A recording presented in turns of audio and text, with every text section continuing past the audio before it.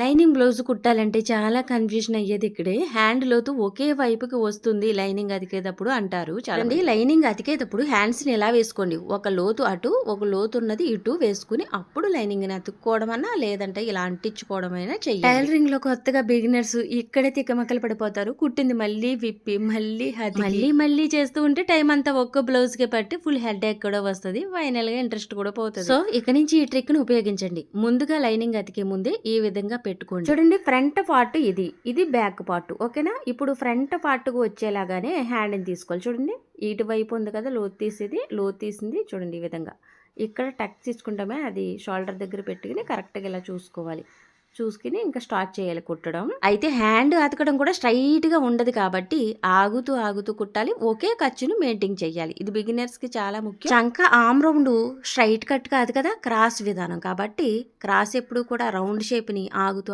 వేరొక హ్యాండ్ కూడా లోతు ఉంటది కదా, అది ఇప్పుడు ఫ్రంట్ కి వచ్చేలాగానే వస్తుంది. మీరు వద్దన్నా కాదు. చూడండి, ఇలా ఫ్రంట్ ముడతలు రాకుండా ఉంటది ఈ లోతు వల్ల. వీడియోకి ఒక లైక్ చేయండి.